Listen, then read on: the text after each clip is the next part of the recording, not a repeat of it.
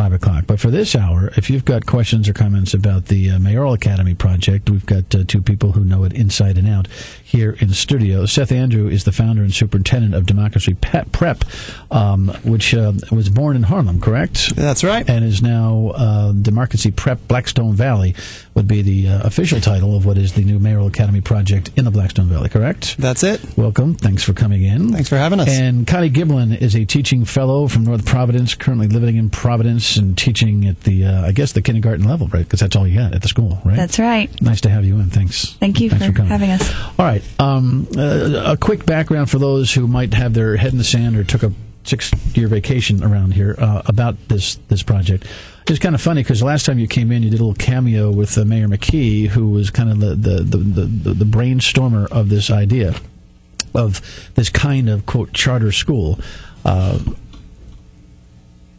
And you got to give the guy credit because he rubbed two sticks together and won at the General Assembly to begin this thing called a Mayoral Academy, or a Mayoral Academy project.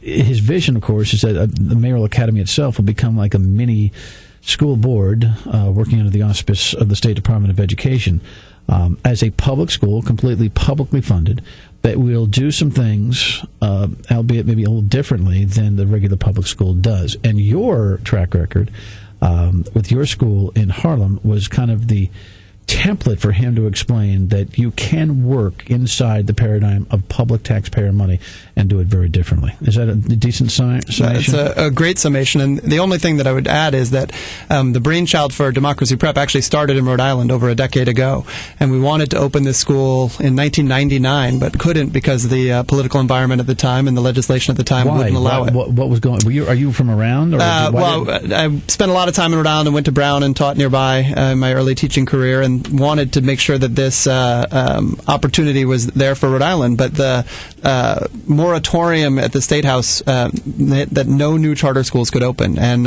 what Mayor McKee did a couple years ago was he said, we've got to fix this problem, that our schools in this state are spending too much money and getting too few results to see this continue. And so he really took a leadership stand in founding Rhode Island Mayoral Academies and putting a coalition of elected officials and community groups together to make it happen. And so it really was remarkable work to get it off the ground this year.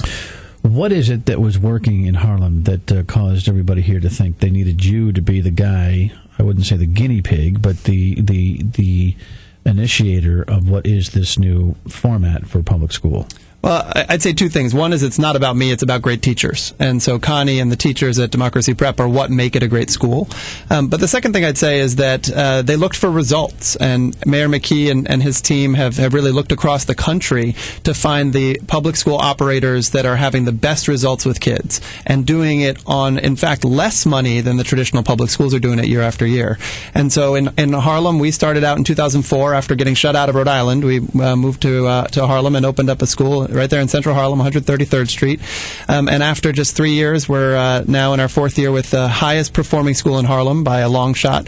And we're actually ranked number 8 in the entire city of New York over the past 2 years. That's 1,500 schools. So more schools than the state of Rhode Island. And we're number 8 in the entire city with kids who typically weren't expected to perform. 8th in what? In evaluating what? In evaluating a combination of things. So the Chancellor of New York has a report card, which is similar in Rhode Island to the SALT survey as well as the NECAP scores. And so what the survey does is it measures parent and student and teacher satisfaction. It measures attendance. And most of all, it measures academic growth. So it says how far do students make progress each academic year.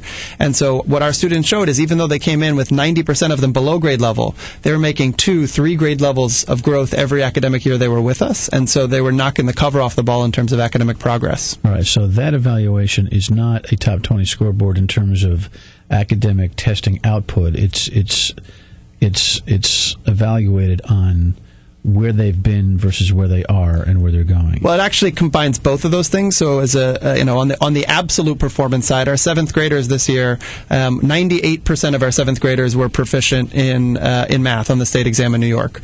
But 98%, literally. One of the more remarkable things about that is we serve a large proportion of special needs students, as there are in Rhode Island. We have a lot in New York, and literally 100% of our 7th grade special ed students were proficient on the exam in math. And how in Harlem did they get there?